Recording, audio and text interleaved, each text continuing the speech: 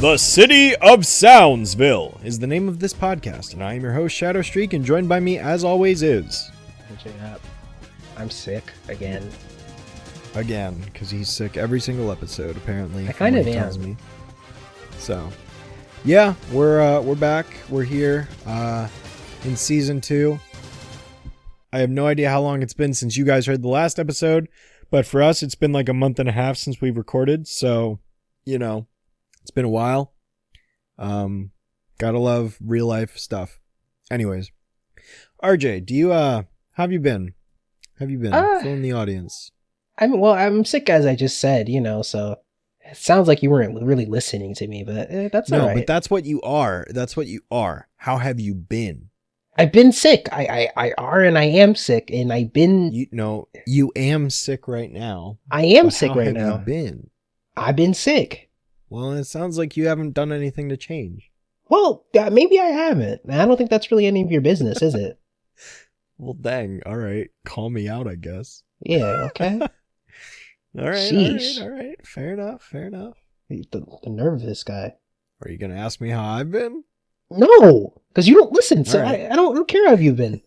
Yeah, I'm starting this off with attitude. I'm sick and I'm mad at the world for it. Man. Jeez. Okay. All right. Well, that's how we're starting then.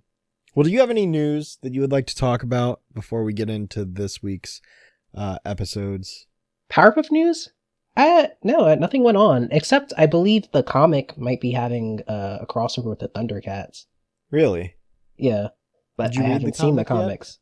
Yet? I didn't read the comic. Did you read the comic? We promised we were going to talk about the comic? No. We promised. We promised. Season 2. We promised that we'd watch the crossover, which I did. No, we also said we'd talk about the comic. Did you read the comic? No. Okay then. But I'm waiting on you to read the comic, because when you read it... I have to read it first, right? Okay. Yes, you do. Yeah, you have to set the precedent. All right, well, if we don't have any news to talk about, then I guess we can go ahead and jump right into it, if you would like. Jump right freaking in. All right, well, then kicking off Season 2, Episode 5, is the pairing of Dream Scheme and You Snooze, You Lose. Conveniently enough, this episode pairing both shares a commonality, that, of course, being the idea of sleep. Presented in very different ways, as we're about to talk about with both episodes. So, jumping into the first half, Dream Scheme, Season 2, Episode 5A. This episode is a very unique episode, probably one of, if not the most unique episodes of the entire season, in which it features the main antagonist, the Sandman, going around the world putting everyone to sleep, as he's, fantasized to do, and he's tired of not being able to sleep himself, so he puts the entire world to sleep, including the Powerpuff Girls, and the Powerpuff Girls need to stop him so that the rest of society can wake back up and carry about their lives. It's a very interesting episode, because there's definitely some morally gray ideas in here on whether or not, like, I see some people feel bad for the Sandman because he's kind of like a sympathetic villain, which I appreciate. He's not tired, just like, it's not like he's out here like wanting to destroy the world. It's not like he's trying to hurt people. It's not like he's trying to, take over and rule with an iron fist or be greedy and have all this wealth or whatever. Like, the dude just wants to sleep. And it's like, you feel bad for him because he's like, yeah, dude, he should have hired a staff. That's what he should have done. He should have hired somebody. I don't know why he didn't think to do that, but yeah. It's no, I appreciate it. I appreciate that this is a villain that's like consciously sympathetic, because it's like some people argue like, well, Mr. Mime's a sympathetic villain. I'm like, yeah, but like, no. Yeah. Because like, it's like, yeah, you feel bad that Rainbow became that because he's clearly under like a different personality at that point. But like, Mr. Mime was willingly doing what he was doing. Like, the Sandman's just like, dude, I just want to sleep, and I'm out of options. I don't know what else to do. Like, I'm sorry. I want to go to bed. Like literally, yeah, he didn't ask for much.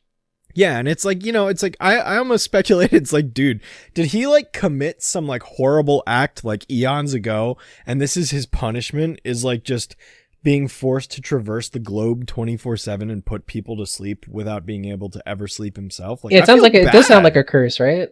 Yeah, it's like, man, like, I don't know. It's almost like one of those Greek myths, like like Sisyphus or what's the other one's name? Who was oh man. It's not coming to me. But when it does, I'll blurt it out in the middle of conversation. But yeah, no, it's like it feels like it's like it's almost like reminiscent of like a Greek myth in a way if you think about it that way. Although if you think about it though, like at least when the sun has set over like the Pacific Ocean, like you'd think he'd have a little bit of a window in there because there's like certain spots where it's like he might be able to get an hour or two. Wow, you overanalyze everything. That was a joke, RJ. It wasn't meant to be taken seriously. I know. But yeah, no, I mean the really cool thing about this episode in particular is that the entire thing is written in rhyme. Yes. Which is yet another really creative choice. And I think it really works because it kind of like, it kind of falls in line with the whole like bedtime story kind of vibe. When you think about like a lot of like children's bedtime stories, is a lot of them are written like poetry. They yes, this rhyme. is a bedtime story essentially, right? So I mean, yeah, it effectively is like a visual bedtime story in that sense. And it's cool that they went to the effort to do that. And it's like not every single line in this works. I mean, there definitely feels like there's some dumb rhymes in it, but spots where there's some spots where it feels like the flow just completely doesn't work. But like I'd say like 95% of the rhymes flow pretty well. Does anybody want a peanut? Oh my gosh. Yeah, the Princess Bride reference. Yeah, the Princess Bride. Yeah, and like I think there's just a video on YouTube that just has that clip. I believe it's been up for years. Yeah, I believe it. But yeah, it's a really cool episode for doing that, and I appreciate it. And it's like this kind of feels like I wouldn't put it on the same level as the bare facts as far as like it's creative not, risk. It's definitely not up to that level, but it's definitely above most of the other episodes in terms of like some of the things that they really try to do and experiment with here. I mean, I feel like the majority of what we're going to talk about is probably going to be the whole nightmare sequence. Yeah. Because there's a lot of cool stuff that they do with that. But before we jump into that, because like I said, I feel like that's going to be the majority of the conversation. How do you feel about like just the general premise or like kind of the things that I've just explained to the audience as far as establishment's concerned? Well, like morality? Yeah, like what do you think about the Sandman? Do you like his design? Do you like Greg Eagles' performance? Do you like the I love his performance. That's just like amazing range that you don't realize he has. Yeah. No, Greg Eagles is phenomenal. Because I guess like that's Greg Eagles? Wow. Yep. And yeah, it's such like a perfect like tired old head voice that he's doing. Which I think that's part of the reason he's sympathetic. Like he doesn't really sound that evil. No, and that's the thing is, again, like the Sandman is not necessarily, he's not evil. Like he's not like a bad guy. It's just like he's at his wit's end. He's at the he can't keep going without sleep. I mean, anyone knows it's like, you don't get sleep and within a day you're like suffering.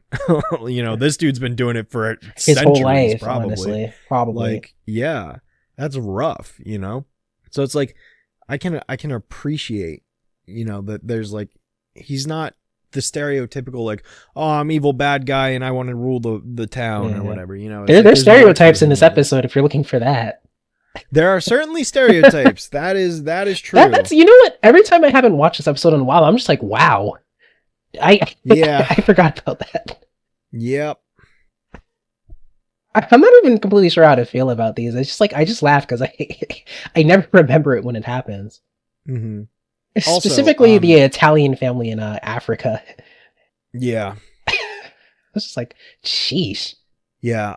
Oh, and just for context, in case anyone doesn't know, like Greg Eagles has also done other like most people who watch Cartoon Network are gonna know him for Grimm. It's Grimm, yeah. Like he was the voice of Grimm. He's also the voice of Gray Fox from Metal Gear Solid. Which he's Spurg too in Grimm franchises. Yep. I'm actually pulling up his IMDb right now to see like what else he's been in that would be like he was in Megas XLR around that same era. Let's see. He was just a background voice in Saints Row. I love Saints Row. It's one of my favorite video game franchises. I didn't know he did video game work too. Yeah, he did the video game for Superman Returns. which has a 5.5 on IMDb, so it's not that good of a game apparently. But he was Aku Aku in some of the later Crash games, like Crash of the Titans. One thing I know he did a pilot for, I think the shorts program was Random Cartoons. I think that was the pilot program that Adventure Time came out of, and he actually created his own short, and I mean, I'm sure he had somebody else do like the designs and the actual directing for him, but I believe he created it and wrote it, and he did the voice. I think it's about a kid who's an aspiring rapper. But yeah, he's done a lot of things. That's cool. He was the general. He was in Saints Row 2 as the general, which is cool. I love Saints Row 2. Such a good game. I'm just looking to see if he's like anything else. Apparently he was in 4 episodes of Pair of Kings as the Tarantula Shaman. Oh, he was in Crashbox. Oh, wow. For all of you Pair of Kings fans out there. He was in GTA 5 as the local population. Yeah. It's funny, we don't even really list people's roles like this. We're just kind of interested to see what he's done. Yeah, I mean, honestly, I feel bad because it's like we should have, during some of the other episodes, we should have looked at some of like the non-recurring, because it's like we could sit here, we could talk about Jeff Bennett, we could talk about Tom Kenny, Tom Kane, Tara, Kathy, and E.G. Like we could talk about them and Roger like all day if we wanted to. But like I like talking about like the non-recurring, cast members a little bit more because it's like, how often do they show up? Because they really need recurring cast members. Yeah. Not recurring, but I mean like new voice actors that aren't already in the cast. Right. Apparently he kept voicing Aku Aku so far as to be the voice for the Crash Insane trilogy and Crash 4. So that's cool. And Crash Team Rumble. So yeah, he's still the voice of Aku Aku to this day. That's cool. So that's probably his most like relevant voice nowadays. Is Crash. But even then, he hasn't done a lot of work other than that. So surprisingly, yeah, in the versatile last guy. 5+ years. Yeah, he's pretty good. But yeah, and I like him in this episode, and I like he has a little jingle too. But like it's really like yeah. Again, you talk about morality, and the whole episode just sets up like how hard his job is, and how hard he works, and that he's fatigued. Like poor guy. Yeah. Like it's not the same thing as that jerk Lenny Baxter. It's very different. Oh gosh. Yeah. Well, yeah, I mean the main difference here is like, I mean, we literally even see when he like returns back to his room, the dude has clocks on like a 360-degree wall. Like he's just in this giant cylindrical room with clocks everywhere for every single city and town and whatever, on the planet that he has to constantly go visit. Yeah, and I mean, like the ending is bittersweet because they're not like with the finishing, they're not as cruel to him as they are with the other villains. Like they are cruel, but like he kind of seems apologetic. He did get scared, right?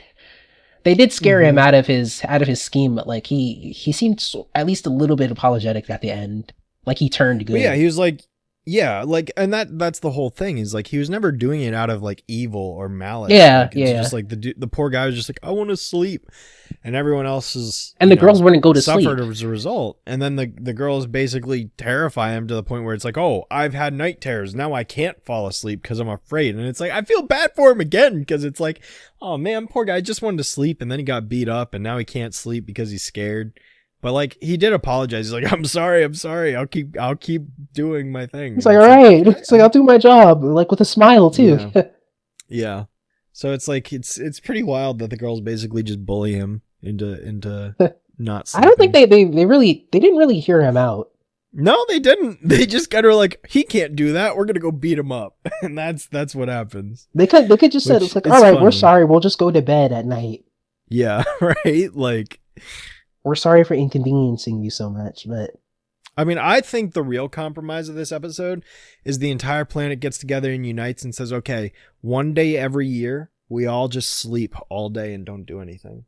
But because honestly, I think that's good for the real world. I honestly think we should make it like a worldwide holiday where every single country for 24 hours, we all just go to sleep for a whole day and don't do anything. And then there's going to be somebody who's always outside saying like, yeah, you guys all, like the man wants you to sleep, but I'm not going to sleep. That's why we get tranquilizers and we shoot them until they fall asleep. Yeah. With tranquilizers. It's like, if you don't go to sleep, let's get evil about this. We're going to knock you out. We're going to knock you out. Yeah. You're not asleep? I'll call the cops on you. Wait, They're asleep. Oh man, they're not gonna come. Oh my gosh. Maybe this idea is flawed. I'm I realizing. think so, yeah. We'll have to workshop it a bit, but I think we can make it work. I'm also realizing the Sandman isn't wearing pants. He's wearing a Nope. long nightshirt. Correct. Just a shirt. Do what you do. I mean, I guess because he's ready to go to bed all the time, but he never gets sleep. Yeah. Well, it's part of his branding, And also, Like, what is the professor's job? To advertise to people. What about the professor's job? What is his job? He's a professor. I don't think he's a college professor. No, he's a professor. Just a general professor. That's his job, right? Yeah. Like Professor Oak, he's like that kind of professor. Just a professor. Yeah. It's like it's Gendy and Craig's obsession with just not giving you answers. Yeah. And it's like, no, they don't have a last name. It's still funny. Like I think I probably said this before. If I'm being a dead horse, I don't really care. But once again, there was this article. I think it's about Tom Kane. But EG in one session just finally, I guess, asks Gendy what professor's name is, and he said John. So to Gendy at that moment, his name is John, and I don't I find it funny because I don't think his name is John. I think he was just he's trying to get somebody to shut up. It's his name is John. Stop bothering me. Yeah, EG, leave me alone. He's like, leave me alone, EG. Gosh. His name is John. He's like, his name is John. Tomorrow it's Greg. Because they made it sound like oh, I have a name, but it sounds like Gendy was just saying that. I don't think they picked up that it was a joke. His name is John. Record the lines. His name is Professor. That's literally his first name. And Professor and the Sandman are right. They should be in bed. Why are you playing baseball in your bedroom? It's football. Or is it? They're playing. No, they did both. Oh, they did do both. It was sports ball. That's right. Sports ball, yeah. Yeah, I forgot. I also have to say I like we're going back and forth, but I do like the Santa Claus shaming. Yeah, they dunk on him pretty hard. Make him look pathetic, not like a certain Santa Claus. Which, I mean, in all fairness, the Sandman has to do it 365 days a year. Santa only has to do it once. Pretty lazy. I mean, I do like the effects of his sand ray. Yep. That's a cool visual.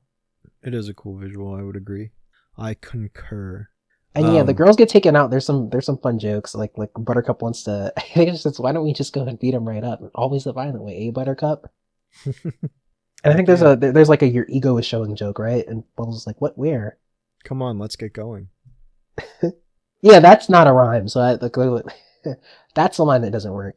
What? Showing and going? What do you mean? Oh, you know what? I guess because of the way the lines are delivered. I see. I thought it wasn't a rhyme. That's interesting. No, yeah, it's Bubbles. Your ego is showing where. Come on, let's get going. Or however it works. That still kind of doesn't work. No, it does work. If it's coming after what where, you can't really. It has to be Bubbles. Your ego is showing. Come on, let's get going. No, it's something.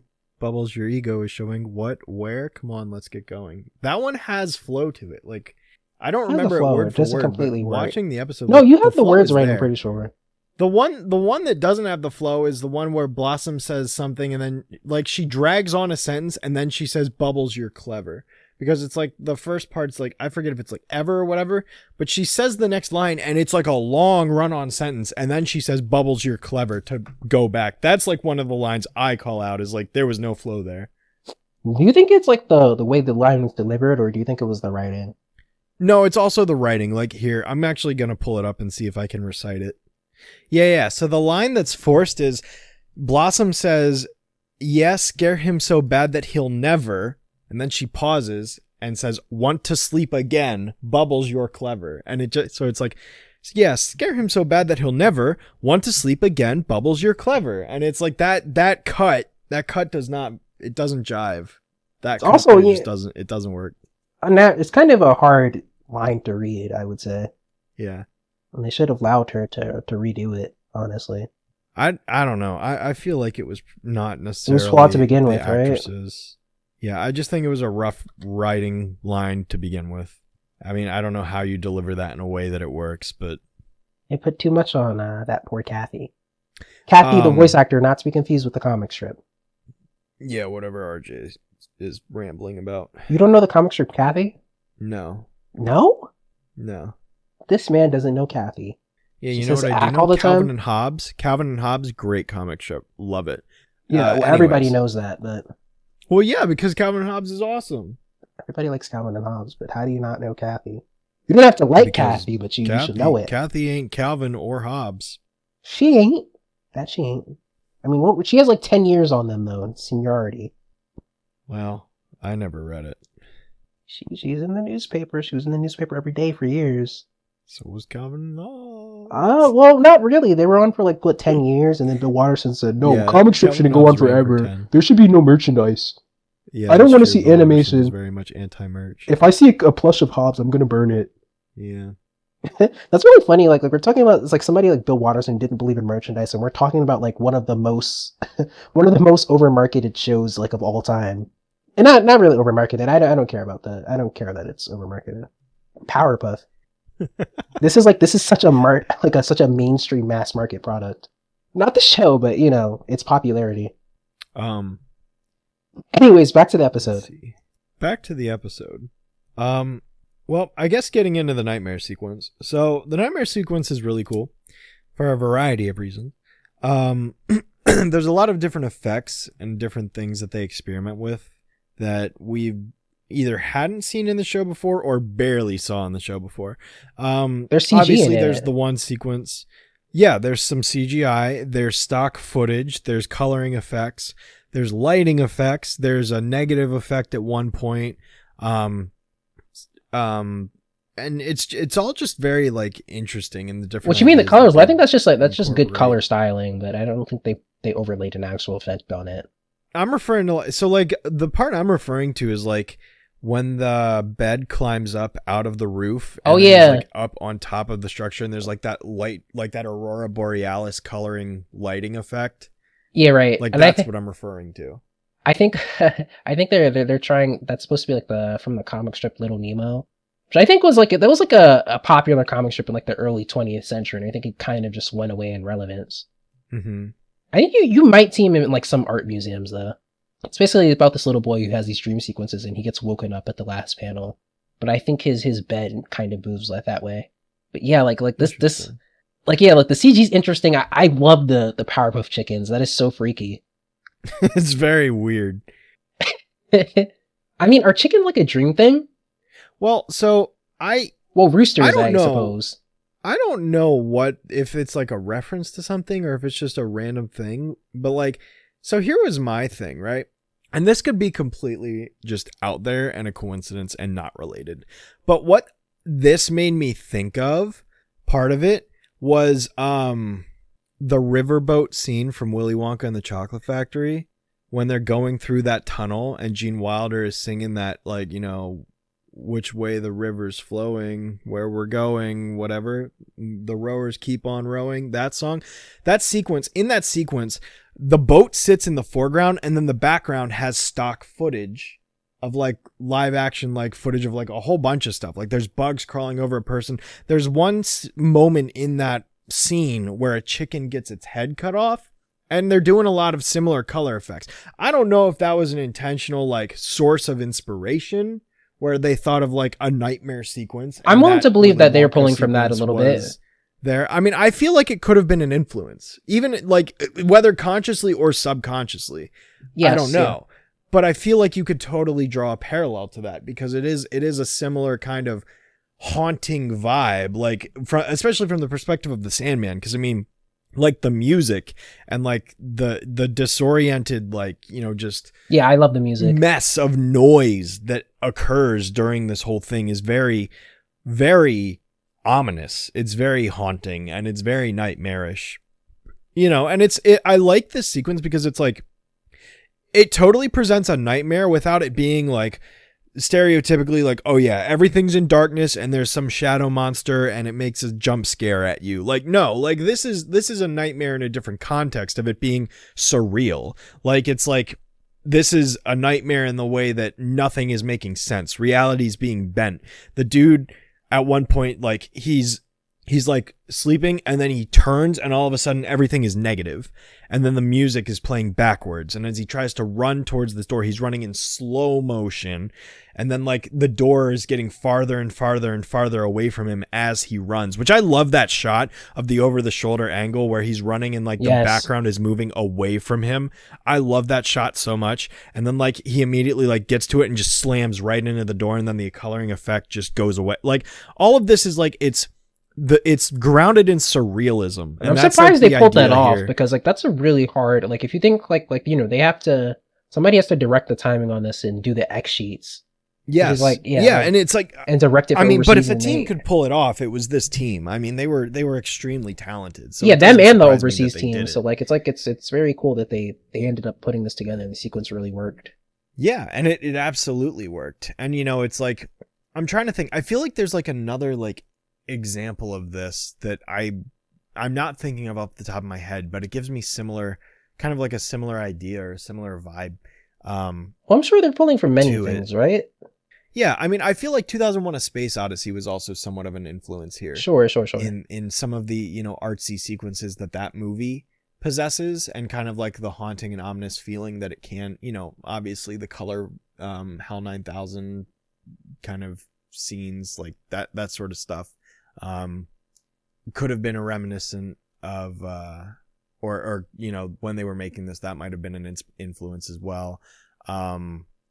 I particularly like the Jaws reference, not only because it's like, oh, it's a Jaws reference and it's bubbles, like, which is funny, but what I really like about that sequence is the juxtaposition of the foreground and the background again, because in that specific shot, when the Sandman's sitting in the middle of the ocean, I love that the animated water in the foreground is like a normal, like natural deep blue, but the background behind it is an actual ocean or body of water at least, but it's at like a sunset where the sun is reflecting off the water to create like the golden effect you would see around that time of day. I thought that was like a really cool kind of like clash again between like reality.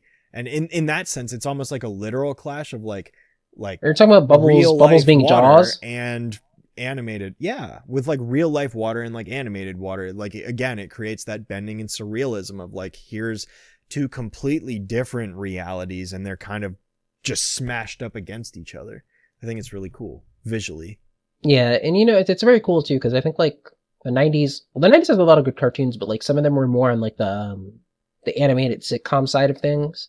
Like, very dialogue, like something like Recess, which is like a show I like, but like it's different, right? That's very dialogue driven, and they're just giving a lot of time to just, no dialogue. I'm glad you said that, not a certain other show. What other show are you? Oh, yes. Well, we actually like Recess. That's different. Yeah, I know. That's why I'm glad you brought it up instead of the one we always dunk on, because it's crap. Yes, it is. On both networks, but anyways, I think we discussed the dream. Well, I do like the hurtful pillar fights, I guess. I wouldn't want to be in a pillow fight with any one of the girls. No. And I do like you think Bubbles is about to hit him, but she just offers him a pillow. Yeah, it reminds me of that Flash game on the Cartoon Network website for the pillow fight game. And the professor's like, girls, keep it down. Yeah, you ever play that one? Yeah. The professor comes in all the time. He's like, girls, keep it down. And then you just keep going. Yeah. And you just keep going. Yeah. It's like the point object of the game is not to listen to your parent.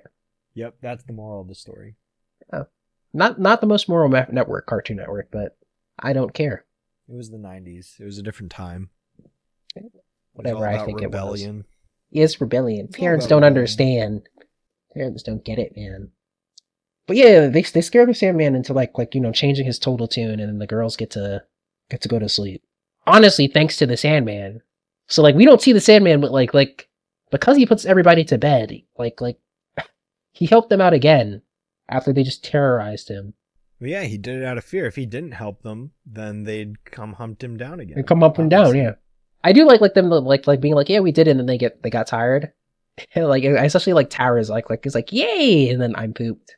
Yeah. And then you get to see the girls look really tired, especially Buttercup. I love it, and I like the narrator's closing. But that's really all I have to say. Yeah, I think I've said basically everything I have to say about it as well. It's a pretty fun episode all around. I really appreciate kind of just, again, the whole main appeal of the episode is the stylistic choices of the nightmare sequence. But again, the whole episode being written in rhyme, it is definitely impressive. I mean, I'm no poet, I'm no writer, I'm no songwriter either. Like, you know, I don't know how easy or difficult it is to really make something like that consistently work, but not really my particular area of expertise. So I do have appreciation for it. And it's pretty unique. And honestly, I think we mentioned this in the last episode, but personally, I would have nominated this for the Emmy as opposed to Down and Dirty and Beat Your Greens. I feel like this was more interesting from an art direction standpoint. Risk taking. Well, yeah, and like it was more of a risk taker than the other episodes were. I feel like the other episodes were like, yeah, they were good episodes of the show, but like this is like I think Down and Dirty is a lot more iconic, but I don't know. I guess I'd choose it over Beat Your Greens. Yeah, but even then, like I still don't think Down and Dirty is like award worthy. Well, there's some interesting art stuff. I know what you mean though. This one is a little bit more experimental as far as an award show goes. I appreciate that. But yeah, all right. Well, do you want to move on to the second episode of this half? Yes. All right. So the next episode we're going to be talking about is You Snooze, You Lose, which is the Amoeba Boys' last episode in the classic 4 seasons of the show. Are you serious? Yeah. Oh my god! Wow. It's just like Yeah, I guess they're like they only have 3 episodes. They're like seducers. Like you think they appear more, and they just haven't. Nope. They show up in like maybe a shot or they're alluded to, but like no, they've got 3 main episodes in the classic series. That's right. I think they're playing cards in the background of one episode, but like yeah, you're right. This is their last episode until season 5. See them once in season 5 for Divide and Conquer, and that's it. Which you know, I mean, they're I don't think they're anybody's favorite really, but No, but I like the episodes they're in because they're all funny. They're all funny, yeah. Like they're all hilarious. This might be my favorite that they're in, I guess. This is my favorite of the 3 that they're in. Yeah. Yeah. So the basic premise for this episode. Oh, God. So the basic premise for this episode is that the Mojo Jojo is trying to make another scheme to defeat the Powerpuff Girls, and he spends all night long coming up with one where he eventually succeeds. And after he does, he goes to bed, his plan gets blown out the window, unbeknownst to him, and he spends the entire next day looking for it. While he's doing that, the plan manages to find its way in the hands of the Amoeba Boys, and the Amoeba Boys have no idea or comprehension of anything that's going on. The Powerpuff Girls find them, see the plans that the Amoeba Boys have, interpret it as a scavenger hunt, and proceed to help the Amoeba Boys build the machine that Mojo designed to destroy them. And in the end, the girls have the realization that the thing they built is meant to destroy them, and then they save the day, and Mojo takes credit, but then he goes to jail at the end. It's really funny because this is like one of the episodes that it's not like it's like the most iconic episode of the show or anything, but like it's one of those that's just like really solid and funny. Yeah, because a lot of my favorite just a comedy episode. A lot of my favorite Mojo stuff is in this one. Every time I look at it, it was you. Then it was you. It was all of you. It was all of you. It's like all the pounding. Why won't it stop? Mm-hmm. I love that his solution to find his plans is to just blast giant holes in his walls. And the walls, yeah. It's so stupid. Yeah. And I guess, am I skipping ahead to talk about the end gag? Because that is like one of the funniest things. Like, he basically you go to jail. Yes, that's right. That's so right. Stupid. Like he wants credit for his thing so bad that he goes to jail. Mm-hmm. It's hilarious. Yeah. No, it's great. I definitely adore this episode. Oh, he says it's like, what does he say? I smart, they dumb. I smart, they dumb. Yes. That's another thing I love about Mojo. Really... Like he's super verbose until he's not. I love that stuff. What were you saying? Yeah, I was gonna say I appreciate the episode for really just emphasizing how out of it the Amoeba Boys are, because like despite the fact that they're basically the main villain in air quotes, they hardly have any lines at all. Most of the lines, they when they get the plans, they're like, "Gee, boss, what's that?" And then like he's like, "I don't know." And then they sit there for an entire half a day. I love that. Yeah, sun rises. And then the girls show up and they do all the talking, and the only lines that are said is Boss Man just goes, "Ah, And that's it. They're so that's ineffectual all they that say. they're so ineffectual. Otherwise, they don't say pretty much anything. They're so ineffectual that, like, you know, they just become like the girls' friends and playmates, essentially. Yeah. They have no idea what's going on. Slim and Junior just there. Like, they don't say anything. And again, Boss Man, he's just like, duh. That's it. Like, that is what they boil down to. And yet, like, the whole episode plays out in front of them, like, for them. I love watching the girls just kind of like interpret everything. And like, they have such like an innocent perspective of it. Like, oh, it's a scavenger hunt. Oh, I hate hunting scavengers. Yeah. No Right. bubbles. You know, it's like, it's fun. Yeah, again, another you know, plot that can just- only it's happen got with that these whimsy. characters. Yep. Yeah, it's just got that like that level of whimsy to it that just And- makes it fun and lighthearted and playful. And just the beginning of the episode too, I just love like Mojo's just coming up with schemes. He's just like flypaper. No, that's stupid. Which, by the way, And then he he does uses it in season flypaper. 4. Yeah, he does it again. He's used it several times to no effect. And I just love, like, I always thought it was so hilarious when he's like, he finally gets the idea. He's like, yes, oh yeah, oh yeah. Oh yeah. That's the one. And there's like this dramatic sequence of him like going to sleep. There's a picture frame of him laughing, and then like they pan down to him laughing again, and then he just falls asleep. And then the wind just blows it out right from under his hand and out the window. Right.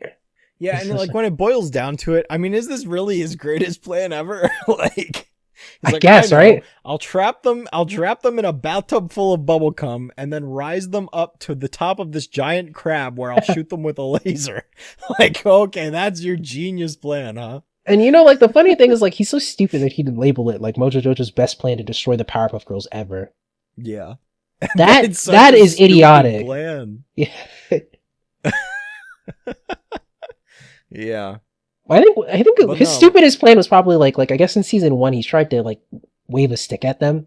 Well, I mean, that was just a gag though. I mean, this was like a full thought out, like he sat down and planned this, like as like a main episode kind of scheme. Yeah, Just like right. a 1 second Friday gag, you know. Mojo's batting average is just really funny.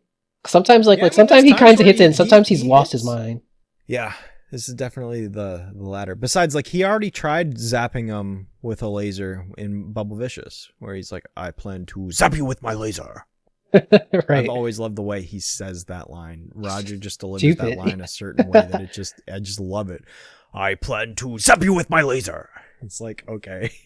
And Mojo's really starting to lose his mind, especially in season 2, because in a couple of episodes he's gonna show up at their house as Mojisha. Yeah.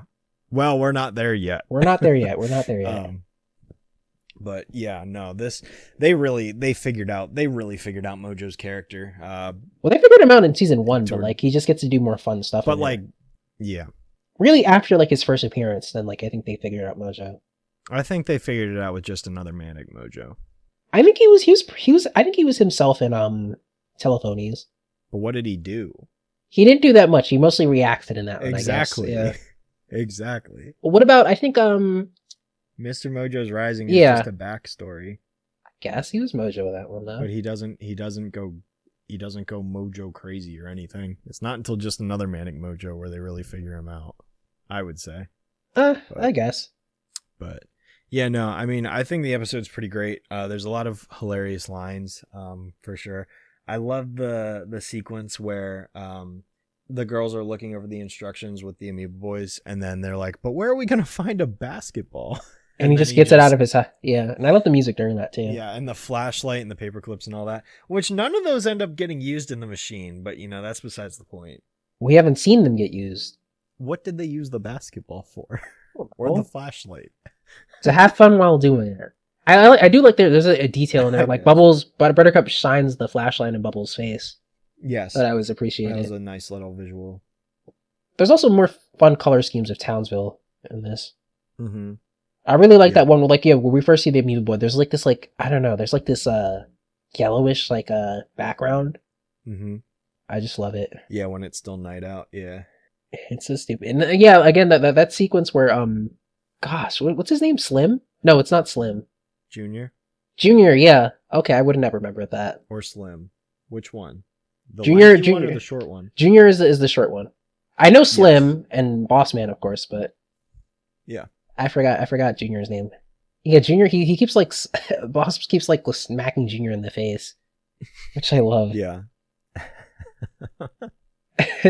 That poor woman too. Like, what happened to that woman that her bubbles took the bathtub of? Yeah, right? It's kind of wild. And one of my favorite voice deliveries of the Amoeba Boys in this is like, I think they get hurt. Oh, where? And it's like, in a lot of pain. That's really the best thing about them. Like, I just love the voice performance. Yeah, Chuck McCann's amazing. He does all three of them. I love it. Yep. Yeah. I also... Why did Mojo need a giant crustacean? Why did he choose a giant just... He's losing his mind, clearly. Monster. Like, he's losing his mind. Like before. What? Yeah. It's such a dumb... Yeah. This?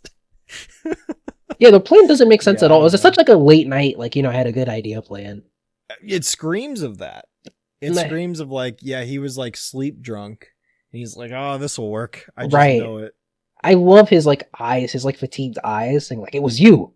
Yeah, and he looks at the bird. Yeah, yep. And yeah, another thing that can only happen in this show, like Bubbles axes him to use Mojo, can we borrow your super death laser, please? Yeah, and they're just like, thank you, Mojo. I'm trying to find my plans to destroy you. Yeah, right. Thanks, Mojo.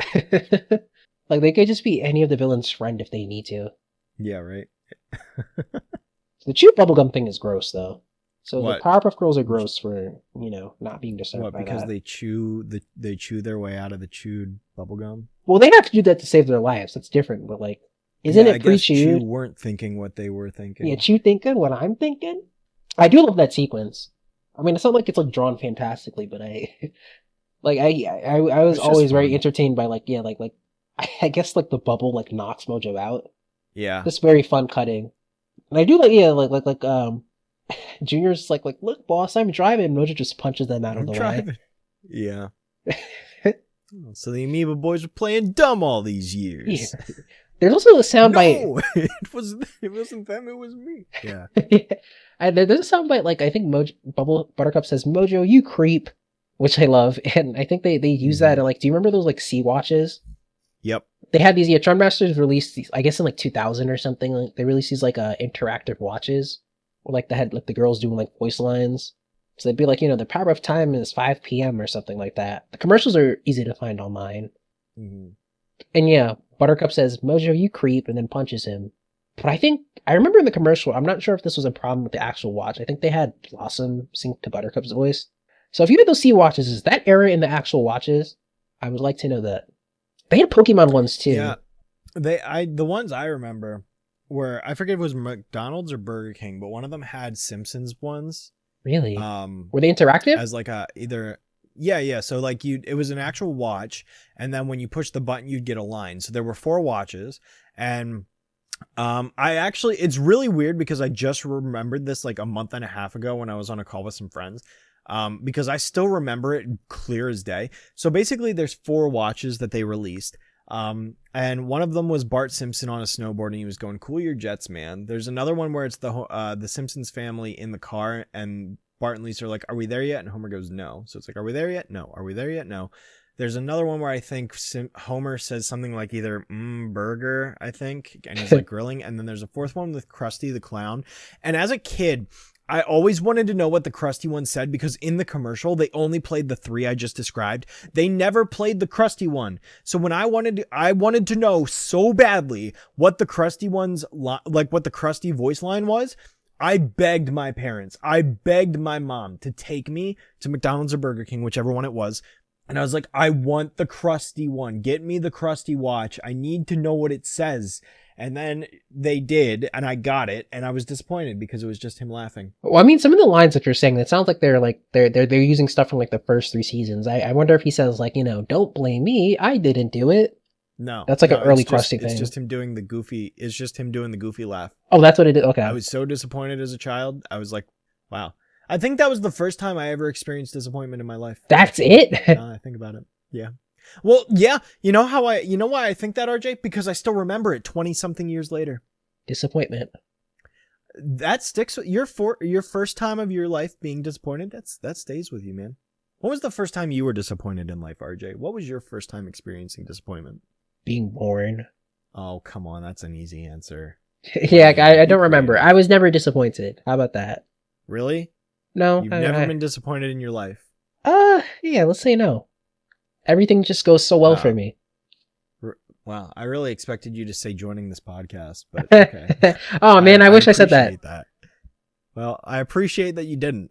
Dang it. It tells me you're not disappointed in me, so I feel good about myself. Damn, I would love to tell you that I'm disappointed in you. It's too late. You missed your chance, because now I won't believe you because you didn't say it from earnest. See, that's a lesson to you kids. If you say you're disappointed to Shadow early on, before he'll feel very bad about himself. Then he'll feel bad about himself before it's too late. Come on, guys, you have to tell him how horrible he is. Quick, there's no time to lose. Oh, yeah. But yeah, no. In regards to the Powerpuff watches, I definitely remember the commercials that you're talking about, but I don't remember the voice line thing you were referencing, so I cannot speak to it. Everybody should also watch the Pokemon Sea-Watch commercials, because they did those too, and like, I just remember it because like, I think Meowth is like, he says like, I don't want to be turned into cat food, and then Ash throws a Pokeball saying, dinner! What? then the watch is saying, Pokemon training sure makes you hungry. It's like, why did they edit those lines together? I'm listening to it right now. Like, what a choice to have him throwing a Pokeball and saying, dinner! That was interesting. That was a 17-second commercial. Let's watch the 30-second version. Oh, there's a longer one, huh? The Pokemon time is 3 p.m. This is the one? I'm not sure which one it is. I'm pretty sure you said that. I said the Powerpuff time is 3 p.m. Team Rocket. What the heck? You're right. I don't want to end up as cat food, and then Ash immediately says, dinner! What the heck? That's such a weird... Pokemon catching makes you hungry. Dude, but like in the established anime, like they hardly ever show... I don't know if... I mean, I don't know. Maybe I'm misremembering, but the only recollection I have of them ever confirming Pokemon get eaten is like Slowpoke Tail. It's so weird to put in a commercial to imply that Ash eats Meowth. Yeah, like that's not at all what happens. It's such an evil ad. Even in the show, like even in the anime, they established that like Pokemon don't get hunted and eaten. Like humans don't eat them. Like, I mean, there's even lore where like Pokemon like Magikarp, like their scales are so hard or whatever, or so like, I don't know, rough that it's like, it's impossible to eat a Magikarp or whatever. Like there's literal lore, whatever. I guess these Sea-Watch commercial makers didn't care about Pokemon lore in 1999, whatever. That's fine. Well, nobody in the 90s knew what Pokemon was. Mad. Huh? Now you made me mad. Now my mood is ruined. Well, listen, Ash got hungry because Pokemon catching Pokemon makes you hungry. That's not the lore. It's not lore. That's not how it works. But it's like, who thought that was a good line in general? The marketers, I guess. Dude, I don't know. I can never forget that commercial. For some reason I don't remember that one, but like, I mean, I remember the Powerpuff watches, and I definitely remember the Simpsons ones, like I mentioned. Which I mean, there were a lot more Pokemon products to be distracted by. That's also true. I mean, Powerpuff was close enough, but like, you know. It was Burger King. For anyone who was curious, I'm confirming the lore. They were Burger King watches. It's really like it just seemed like it was like Powerpuff, Pokemon, and Rugrats. And there was just a bunch of junk for you to buy. Hang on, I'm actually watching a YouTube video now of a guy reviewing them. Of the Happy Meal toy, or not Happy Meal toys, the Sea-Watches. Well, they were stored in stores, yeah. What was the Burger King version called? I'm not. Well, yeah, the Sea-Watches aren't Burger King. No. What was the name of like the Burger King version of a Happy Meal? Was it just a kids meal? What was it, like Big Kids Meal or something like that? I think it was Big Kids Meal or something. Oh, okay. Well, it turns out I was wrong. The voice line is not just Krusty laughing. He says, "Hey kids, it's story time," and then he laughs. Oh, they could have picked like a funny line to use. He said several things that were funny. Yeah, I was so disappointed. I'm watching it right now. I am still the feelings of disappointment. It's coming back, right? Over me. Yeah. Pokemon catching makes you hungry. Shout out to Fast Food Toy Reviews on YouTube for making a video 11 years ago on these watches. That guy was a workhorse. Yeah. So I'm sure I've seen one of his videos before. Workhorse. I wonder if this guy has like videos on the Powerpuff toys. I'm sure he does. I'm willing to bet money on it. This guy is still uploading in 2025. He's a workhorse. Yeah, apparently. He's one of the hardest working guys, and his channel has definitely gone down. But well, that's because there's more review channels now, so I wouldn't blame him for that. He might have taken a hiatus. Okay, he does have a video on Powerpuff. There's Powerpuff Fast Food Apparently, Toys. he has Dragon Ball Z and Powerpuff as well. Yeah, remember they were Dragon Ball and Powerpuff were like part of the promotion. I guess Powerpuff was a girl's toy. Yep. Yeah, he did the 2000 toys and the 2002 toys. That's cool. I appreciate it. And you know, that's like back in 2000 when that happened, they could have tested, like the kids could have tested right there with the toys whether the Powerpuff Girls can defeat Goku. Yeah, right. Like you could have settled that right at what was it? Was that Subway's or Burger King? It was Burger. I wonder if he actually says in this video if they were. I believe it was Burger King, probably. I think so. Burger King. Subway had their own promotion. Mm-hmm. Actually, it seems like the girls were at everything but Wendy's and McDonald's because they had a Dairy Queen thing too. Yeah, apparently. Which is like that's a big win for Dairy Queen. Like you don't even deserve that. Yeah, right. And I haven't been to a Dairy Queen in like a year. I want a Blizzard. Oh well, right. The reboot. Wait, aren't we doing a podcast? Huh? Why are we talking about this? We were just like, what happened? How did we get on this subject again? Sea Watches. Sea Watch. How do we get on Sea Watches? Oh, because of Mojo U. Mojo U Creep. Right. All right. It all makes sense now. I'm looking. To be fair, though, it is relevant because I am like watching the Powerpuff toys now. If you look up fast food toy reviews on YouTube, you can find the Powerpuff videos that show the toys. So there's like there's Flying Buttercup, and then there's like Mojo with a ray gun, Sleepy Time Bubbles. Where her eyes like change. I will say with the Subway's toys, I think that like that Blossom toy might be like the best sculpt of the character ever. What, the one with the brushable hair? Yeah, Buttercup one is really good too. Those are really good sculpts. I probably wouldn't get it off of eBay or something because I like fast food toys always kind of grossed me out. Yeah, especially if they're secondhand. Ill, gross. Yeah, really, really cool sculpt. And I think even Jack in the Box had a promotion, didn't they? Did they? They did for the movie, I guess, but that didn't. Jack in the Box somehow didn't help the box office performance, I'm guessing. Huh. I think I have the Jack in the Box stuff, actually. I think it was, I got it at a comic. No, there was no Buttercup. There was only Blossom and Bubbles. And I didn't know they were from Jack in the Box, but like, you know, they were in good condition. Yeah. But yeah, not really helping the box office that much. Nope, unfortunately. But yeah. Anyway, we got off on a tangent there. Do we have anything else we wanted to say about You Snooze, You Lose, or is that the reason why we got off on this tangent? No, funny episode. Yeah, it's also interesting. This might be the first one Lynn Naylor did. She's the board artist. Oh, yeah. Kind of a very like, I guess like maybe I would say underrated like figure in animation, especially for like that new wave of animation in the 90s. Mm-hmm. Yeah. She's kind of arguably the co-creator of Ren and Stimpy, like, you know, that drawing style. Her husband was Chris Riccardi, another artist who started working on the show this season, I believe. I'm not sure if they worked on any together. I don't think they did. But her husband passed, but she's still, you know, she's still doing stuff. I think recently she had a project called like The Mighty Ones on streaming. I think it was on Peacock or something. But yeah, you know, great artist. I think she might have also designed the Dreamin' style stuff. Do you remember that? Modifiers, didn't she? Yeah, that was her pilot. Her and Chris Riccardi's pilot, yeah. Yeah. But yeah. See. Yeah, she did Mighty Ones. She was on SpongeBob. She was on Wander for a year. For one episode, I guess. Well, yeah, she hops between shows all the time, but like she's like really like one of the best artists of like cartoony stuff. Yeah, I mean she was apparently. Yeah, I'm reading now. She's art director on Chowder. I think many of those those Spumco guys would say like you know they were influenced by her a lot. Yeah, especially the way she drew women. Designer on Friendship is Magic.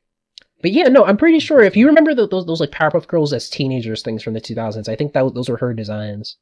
Gotcha. Which I mean, like, yeah, you can't really go wrong with that. I don't. She won an Annie. Really? Yeah, she won an Annie Award for Outstanding Achievement for Character Design in an Animated Television Broadcast Production for Samurai Jack. Oh yeah, she definitely deserves that. Yeah. Heck yeah.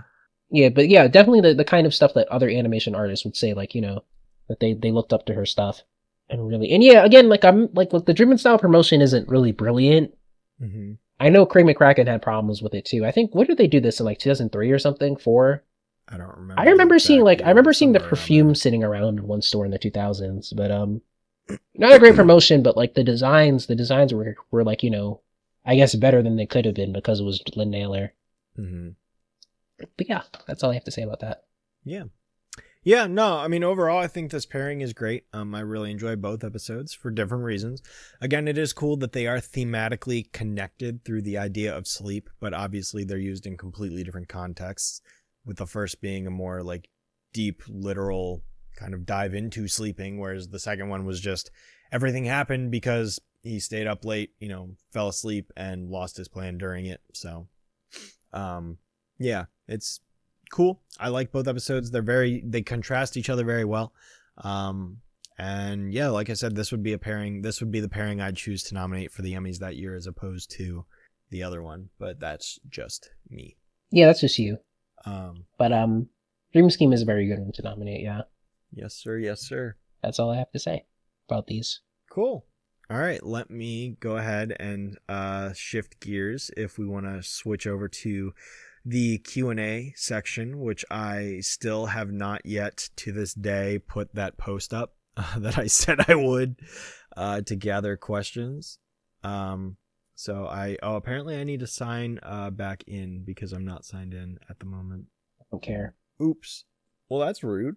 Well, I don't care. I'm not going to say I cared if I don't. Why don't you care, RJ? Oh, it's not that interesting. Sorry. How could this happen to me? Not that interesting to me. Remember that one guy that got mad at us for being mean to Doug? Yes. We love you, by the way. All right, let's see. First question, RJ, is this on Apple Podcasts yet? Is that an actual question? It's one we got before many times. No, it's not on Apple Podcasts. Well, actually, I mean, I set up the account. I didn't. It's not like live on there. Well, you know what part of the problem is, RJ? What? Part of the problem is we haven't released an episode in a while, and so nobody has asked questions because we haven't given them the opportunity. That's no excuse. So there are no new questions to answer at this I point, didn't expect that there was. I didn't either, but we burned them all up. So we are going to have to make that post and ask for questions because with the way we're doing this now, we're building up so much of a buffer that we need to find another way for people to ask us questions so we can actually do a Q&A section. Right. But that's okay. If I remember, I will post a poll or a community post or whatever for people to ask questions on that we can then pull from for the remainder of this season. And yeah, so no Q&A section for this episode. For future reference and for when we are recording future episodes, if you're listening to this one, feel free to leave a question down below in the YouTube comments or on the Spotify episode in the Q&A section. So that we can answer your questions in a future upcoming episode whenever that happens, which at this point, who knows how far along that'll be. But yeah, feel free to ask questions. We'll answer them. Were you going to say something? No. Oh, okay. I wasn't sure. So yeah. Okay. Well, that being said, we're going to go ahead and end things off here. So next episode, we're going to be talking about season 2, episode 6. That's Spanish. And the reason why I use the Spanish word for the number 6 is because our pairing is the pairing of Slave the Day and Los Dos Mojos. Los Dos Mojos. So looking forward to that one. Season 2, episode 6, and we will see you guys then. So once again, the day is saved thanks to the Powerpuff Girls.